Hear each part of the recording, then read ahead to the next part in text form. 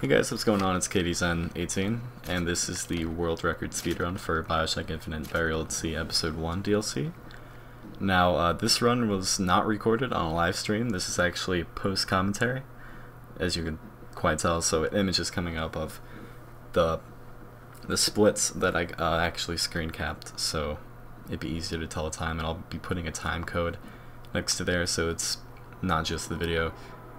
So I hope nobody thinks I'm trying to splice the video and edit it together. But yeah, this is faster than the world record by like 5 or 7 seconds. The leaderboards I'm looking at are kind of like off compared to the actual run. I'm not really sure. But what's interesting about this is that where I really saved times at, where it was a skip that I found out, a very minor skip where you end up going through a wall and skipping have to return to the pavilion to, you know, create the ice bridge. It's just a very minor skip. It saves around, I don't know, 8 seconds. But yeah, things like that, and things that I have done differently than the world record video, and things that, you know, I've learned from that. And yeah, faster by just a few seconds. And what's interesting is that his world record video, in his machine, he was using a SSD, a solid state drive, which gives him much faster load times, and I do not have one of those. And even with the, you know, quite larger loading times, I did surpass his old record. Now, not to, you know, brag or anything, but I mean, I'm proud of myself. I always check the bag and the money just because, you know, you never know when you can need that, because at one point during the run I actually buy ammo, and it does work out very well because I end up having a, you know, incredible Big Daddy fight, which is, I think, went quite flawlessly. So there's not a lot to really say about the beginning. That guy phased out for a moment. There's not a lot to really say about the beginning of the game, just movement optimization, like this little jump here, which is, you know, takes a little practice to execute properly. So yeah, another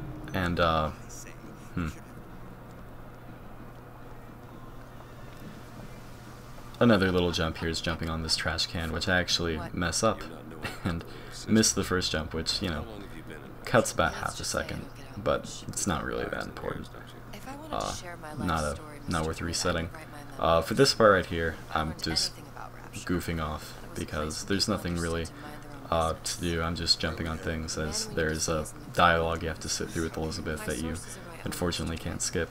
There are a lot of things about this run that you cannot skip, as far as, you know, cutscenes go, unfortunately. So it's like waiting in this elevator.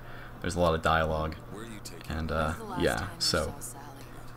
But there is enough gameplay. It's not all cutscenes. There are some strats to do and different ways that we do things as, you know, speedrunners. Yeah. So I hope you enjoy the run. There are a few times I'm going to cut out because there's just nothing to say other than, you know, the cutscenes playing out. Not childhood. There's a profit to be made and men who make it. I'm taking you to one of them. Mr. DeWitt, you all right? I'm fine. Just get these spells sometimes. It'll pass. Refreshment, sir. Madam? We're fine, thanks. So as you know, if you've played this DLC before, you have to get 3 masks to enter Cohen's Club, and those masks are in 3 different stores, and it's always going to be the last store you go into. I actually hit that door a little late. I don't even know what I did there. I don't remember. But yeah, the fastest route to go is to Golden Rule, then Artist Struggle, then jumping off, and then going into Rapture Records, then making another drop right back to Cohen's, which pretty interesting. This part is, despite having no gunplay, this part is fun to run. There is a little line of dialogue you have to listen to with Elizabeth, so you don't have to be there as fast as possible. You just have to be there in around, you know, the amount of time to just get to the door. As you can see, I have to stop here and wait for the dialogue to finish before I can, you know, mash F. And then Yeah, so what's interesting is that you don't actually have to go into the stores. I mean, you have to go into the stores, but not into the back rooms of the storage of the stores. You just have to talk to the store owner. And I did not know this. This is why I saved so much time from my PB, which you can see on the splits right there. I actually went back, and then as soon as I hit the box, I run right back out. And so, yeah, that's a good thing to know. Going into Artist Struggle, there's really nothing to grab from the storage that would really make any tangible difference, so there's no reason to go inside, you know, if you need money or anything. This jump right here costs you a microscopic amount of health. As you can see, it looks almost identical. So intentionally can't kill yourself here for anyone who wants to try. And so for the only store you have to go in to check the box, there's actually an odd glitch with the store owner where his head snaps all the way back. It's quite funny. So good luck to you finding that when in your attempts if you decide to speedrun this. So another reason I decided, I actually intentionally wanted to do post commentary so I could give tips of how to perform well if you want to try speedrunning this game yourself. Now for here, I split right now when Booker puts the mask on his face. That's something I like to do with my splits, is instead of going where what I've noticed from other runners is splitting as soon as they can, like, okay, right after I press enter to go into Cohen's split whenever my hand moves over fast enough. But I go through certain audio cues or visual cues, like Booker putting the mask on or hitting a button on an elevator right when his hand strikes the button. So, you know, just more reliable splits. And yeah, something unfortunate can happen here where sometimes Elizabeth will get in front of you and her movement speed is faster than you are supposed to be, and she'll be pushing me into the wall, as you just saw there. And speaking of movement speed, I'm not just jumping around to act like an idiot. It's actually faster to jump, because the speed of your jump and the speed of gravity are faster than your base movement speed during this part, because you can't sprint, and it's slower than usual. No real reason to jump in the water there. I don't know. I'm pretty sure it's time-based. I'm not sure there's a zone to get into that triggers this dialogue. These next few minutes are just going to be only dialogue and nothing you can really skip, so I'm going to cut out for a few minutes here. One thing that's interesting is that sometimes when talking to events, or triggering events like this, like talking to Cohen or interacting with the little sister at the ending, you'll actually skip past a very minor portion of the beginning animation, like when Booker aligns himself, you know, right here when his body moves and like Sanders' head comes up. Sometimes that will just skip entirely and you'll go right into the dialogue, which will save about a couple seconds, but it's really not a reliable way to go at all. If you really shouldn't be looking out for that, because I haven't found a reliable way to do that. Maybe lining yourself up perfectly with him will cause you to save time, I'm not sure. But it has happened before. Unfortunately, I haven't recorded it. So, it's happened with the little sister where Booker's head will already be in the vent talking to Sally. But, anyway, speaking of which, if you have not played this DLC and you like Bioshock Infinite, I recommend you buy the Season Pass, because it's not speaking from a speedrun perspective, talking more of, you know, the way the game is meant to be played, because obviously going to those masks was not the way the game is meant to be played. In Bioshock Infinite, they gave you loads and loads of ammo, and ammo conversation is much a bigger deal in the DLC. You only start out with 3 hand cannon bullets, so it's a lot more entertaining than, you know, Booker suddenly picking up the pistol and having 144 rounds in his, you know, backpack or something. 144? I think I might be exaggerating. I don't know. Anyways, someone can look that up for me. And I'm just messing around with the cutscenes. Cohen's talking to himself. And I'm going to cut out here, because there's nothing to really talk about for this next part. So, enjoy the cutscene. Come, come, dance! I shudder to think what greater price he might care to extract. Fitzpatrick! Beauty and pain. they can be no more separated than birth and blood. What do you think Cohen's customers do with the children? Do they? Sometimes. But those types lack the capital of people like Ryan and Suchong. That's a blessing. You saw those little sisters? You so sure? But if Suchong had Sally, I'd know it. How? Because I tied him to a chair and asked him. So? For 15 hours. I don't know what to make of you, Mr. DeWitt. No! Listen, we're not gonna keep... Fitzpatrick!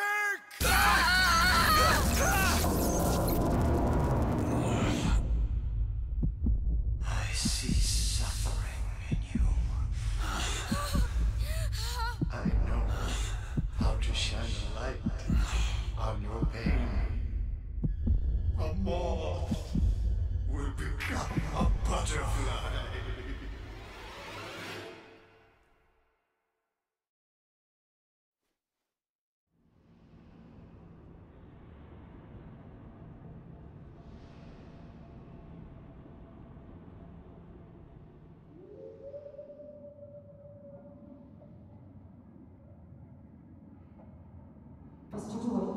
Mr. DeWitt! Mr. DeWitt! Are you alright? I'm fine. You were dreaming. You kept saying your daughter's name, Sally. She's not my daughter. I thought... Pain and beauty. To an artist, they are parent and child. Cohen? I'm sending you to find your young one. No need to thank me. I'm not so sure you'll like what you find. Alright, so now we're getting into the actual meat and bones of the run. Meat and bones, is that even an expression? I think I'm messing it up. But anyways, we're getting into the actual run here where, you know, of course using combat instead of just running around. You start with very limited equipment. You only have, as I said before, a hand cannon with 3 bullets, and the Devil's Kiss Vigor and the Possession Vigor. And Possession is actually never used during the run, which, unfortunately, when you possess someone, it increases their maximum health as far as you damaging them. So it's not a reliable way to possess someone and then line up an easy headshot. I mean, if it was, that'd be, you know, good for certain encounters. I actually mess up the second real enemy encounter, and I'll explain that when I get to it. But yeah, the Bucking Bronco and Shock Jockey are also in this DLC, but I will not be using them for this run, because both of them involve straying off the main path. Not so much Bucking Bronco as Shock Jockey. Shock Jockey, it costs far more time to go than, you know, instead of Bucking Bronco, which is actually in a pool right next to the first event. So, yeah, unfortunately, Possession is useless. Only Devil's Kiss and Old Man Winter, which is the new plasma that freezes things. Getting the Skyhook, or the, I'm sorry, Air Grabber as fast as you can. Just getting here fast enough where you can get it.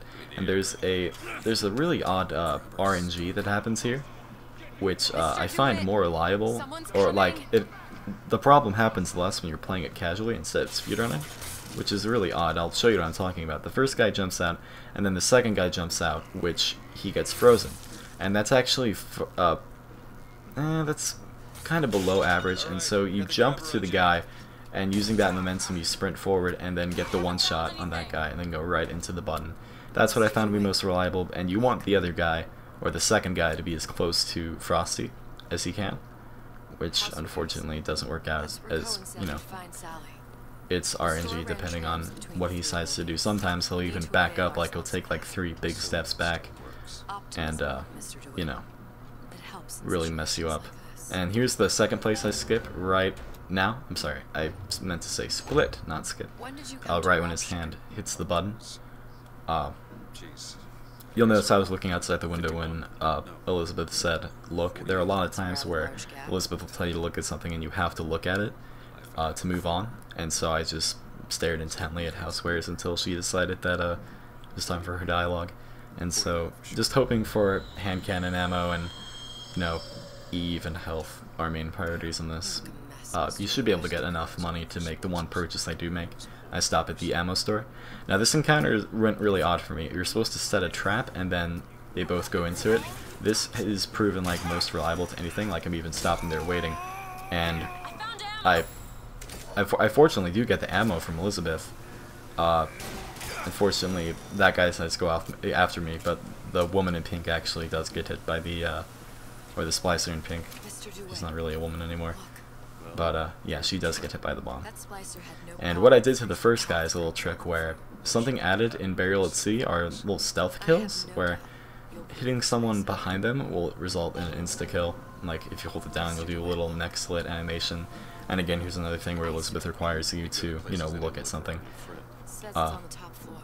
Yeah, and so you actually don't need to be unseen at all. You can actually just hit them from behind and it'll kill them instantly, which is fortunate if you have good maneuverability, which on PC is a good thing to have. Jumping here, I'm not sure if it saves time, I just feel great doing it. I'm pretty sure going left is faster than going right.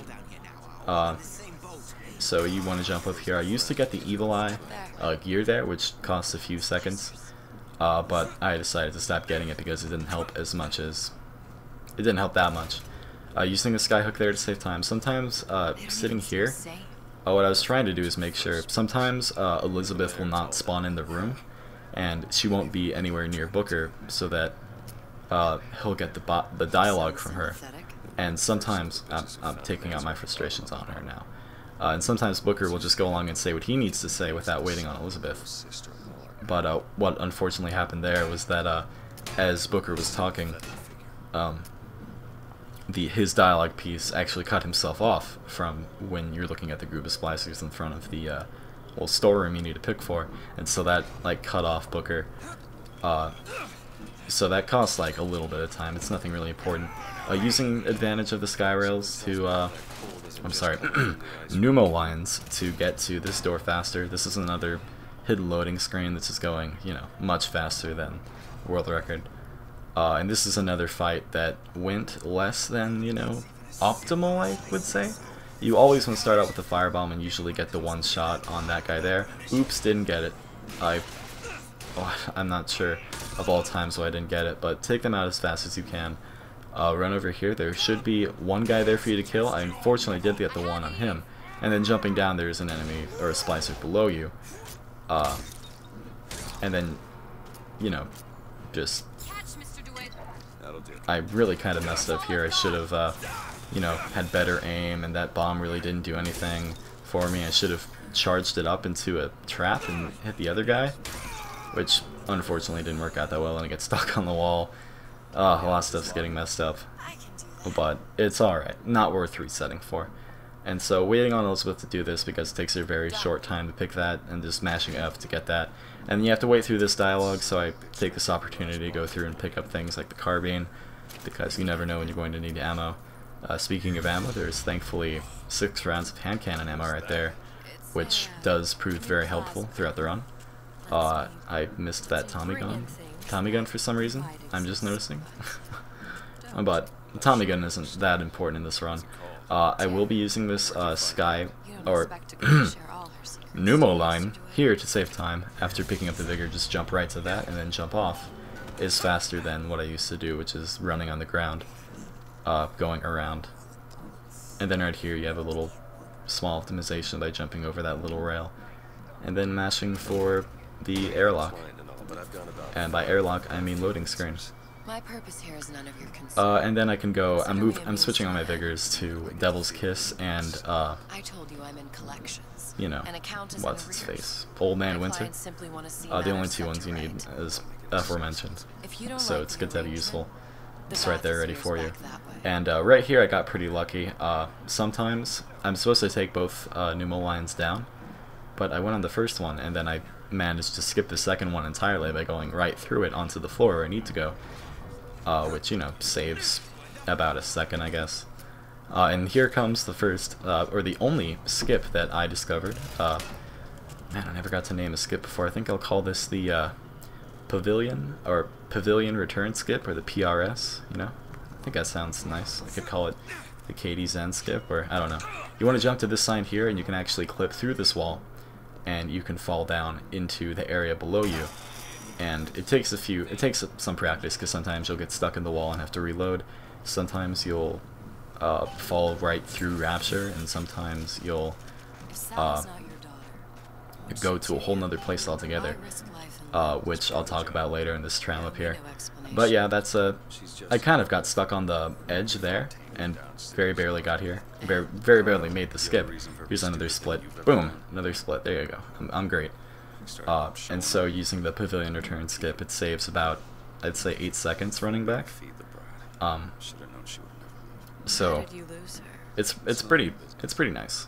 I found one skip at least, but there's actually something where you can fall in a certain direction and you'll fall on a little black square, which is a whole huge little floor, which is several meters below where you're supposed to be. That's solid, and you'll be able to run around on it. And so doing a little exploration there, I was right under the tram, and this is, keep an idea, this is with the mindset of how can we do this to skip the Old Man Winter and stuff like that, that whole cycle, although Old Man Winter is useful for the Big Daddy fight. But you know, there's a lot of exploration to be done. I'll probably make another video and link it in the description, or like an annotation or something of me exploring that little area, because you manage to get to the end of somewhere, and you jump off and you go into a loading zone for the next area in the game, but you still die and respawn, or Elizabeth revives you back in the other area. So a lot of work to be done. I don't know as much about the mechanics of Bioshock as other people do. Another thing with this guy, just do the trick where you one-shot him by meleeing his back using, you know, proper movement. And then you need to stick around here so Elizabeth can trigger, or, you know, Booker can have his dialogue go, and then you take this opportunity to... Well, I actually got very, very, very lucky with a lot of ammo pickups here. I actually ended up getting 11 shots for the hand cannon, and then picking up the shotgun, of course, getting quite a few rounds of ammo for that. And so when you're done looting everywhere, make sure you get the trash can. Sometimes that trash can have great things for you. And then mash the lockpick, and then some more dialogue gets sit through. But like I said, that little skip, it could be massive. So, yeah, feel free to try out that skip yourself and practice. There are many different ways you could go. That, you know, you could jump over the wall of the room next to you and maybe skip that way. It's all really foreign right now. But for right here, I do something different than, oh, you know what, maybe I don't. I do the, you know, same old shotgun thing. I actually used to do something different where all I would do is throw down a fire trap and then do one shot on the, you know, the Frosty. Which I probably should have done. I think that saves a little time. But right here, I do stop and max out my shotgun ammo, so I have it for the Big Daddy. And for the diner here, I used to go down and work out a strategy for killing both of those girls in, you know, one shotgun blast, and both of the guys in one shotgun blast. But then I saw from the world record video of the stealth way, which I found, you know, much safer to do and much more time saving. You know, for the guys coming up here, you can actually get both of those girls in one shot, but they weren't in the way. But two guys will always come through the door, and you can get both of them in one shot, and then search them for ammo, and then use the, you know, freight hook here to, and then take advantage of the enemies to, you know, go through faster. You know, just a lot of, you know, you know. I know you know. I don't know why I'm saying this, but this is another interesting thing right here involving stealth, where if you just walk at a normal pace and jump over the counter, don't sprint at all. You get there, like, you don't have to worry about them seeing you. You can just go right to the vent, and then you'll be great. This part here is also one that I'm not very proud of, coming up to the next vent. I did lose quite a bit of time. I did get both of them. Only got a candy bar, though. That's unfortunate. There's a woman here that I don't think I killed. I'm pretty sure I got her with that execution. Yeah, I got her. And so I set the fire trap, which does not go off. Oh, it actually does. Okay. and I do get everything, and Elizabeth tosses Eve, which is nice, and then I miss one person, and actually didn't kill her. Oh wait, I did kill her, but there's a third guy, and the third guy I did not kill, and he's hiding behind this wall, and I'm sitting here waiting, dying. I probably, you know, that ammo actually really helped out now that I think about it, so I'm forced to, you know, go out my way to get up to him, and then take him out. Does lose quite a bit of time there, unfortunately, but for right here you can just jump off. It's faster than taking the freight hook, and then you've got some dialogue to sit through about, you know, Booker talking. If you are low on salt, it's a good idea to use the money that you picked up, just in case, to go up to 100% for this next turn, because this does require having 100% salts for what I'm about to do. This is my second to last split, or, you know, my last split until the end of the game, right when the door slams. Boom, split. Alright, moving on, get the door picked as fast as you can, and then switch to shotgun, which helps out great for this room. And then throw down a fire trap right there, and then throw another one which will get all 4 of those people there, and then using the shotgun to take out these last people as fast as you can, or the hand cannon, whatever past self does decide to do. There's one more, okay, we're great. That was a pretty great room. Get full on salts, loot as much as you can until Elizabeth tells you to look, and then this is something you have to wait on. Give me a boost. So yeah, just another, you know, interactive thing you can skip. And the fire trap should work out. I'm not sure if it did. I think I actually threw a second one just to be safe. Did I miss it? Yeah, I missed it. I hit the rail. You really got to be careful not to hit the rail there. I'm pretty sure I got them all. But yes. Fire trap got them all, and I'm great. You have to. It's a great way to save that encounter. And I'm pretty sure I got that little flashback much sooner than I should have gotten it, which is odd. I also make another dumb mistake here. I thought, I should use those machine guns for the Big Daddy fight, and I asked her to tear it, but I forgot that that locks her in an animation to do the tear, which saves around a second, I'd say. So wait until Elizabeth approaches the vent, and then run over to the thermostat in this way to save time as much as you can. And then once you get inside, you've got more dialogue with Elizabeth. Sometimes Elizabeth will open the door for you, which will save you time, but you're free to run around right when you get her to, because Elizabeth will warp there regardless. The door's opening, and Elizabeth, see, bop, just came there. And so, run right back to the Big Daddy fight, and I'm just, as I said before, I'm so happy with this Big Daddy fight. I think it's, I wouldn't say phenomenal, because then I sound like a pompous prick, but I think it went perfect. So just mash your keys again, wait for the dialogue with the little sister. Plot spoilers? Spoilers? Plot spoilers? I mean, the strategy here for killing the Big Daddy as fast as you can is to use the Patriot that you can actually get through a tear. This is so cool. I'm sorry. You want to run right past him. There's no use in freezing him up here where the Patriot can't get him. So you want to just harass him with bullets. Actually, don't use your shotgun from where I am.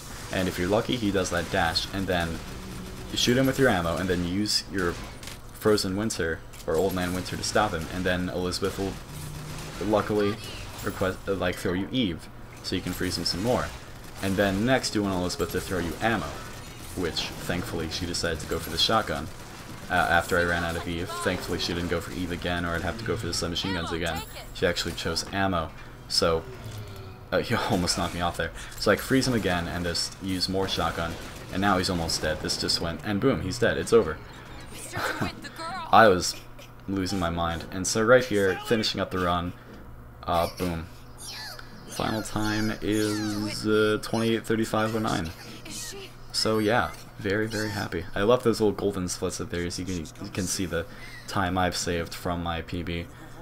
So, yeah, world record hype, Franker Z Kappa. I'm not sure about improving this in the future. I'm fairly positive that the previous world record holder could definitely beat this with, you know, doing the things that I've done, like the return skip, and you know, with a solid state drive, loading times are much faster. So yeah, I'll enjoy the precious few days I have where I can walk up to my friends and peers and say I've got a world record in a video game. So, hey look, spoilers. Man, lost my mind first time seeing this. But, you know, Bioshock Infinite has a tendency for you to lose your mind. Except for Clash of Clouds, there wasn't really a big plot reveal there. But anyways. Yeah, cutscenes. I'm just gonna cut out here. Thanks for watching. If I do decide a way to stream speedruns, then it will be on my Twitch page, which should be in the description. You know, cool stuff. So yeah, that's gonna be it. See you guys later. Was never one to own up to his errors, was he, brother? Never comfortable with the choices he made. Always seeking someone else's life to claim as his own.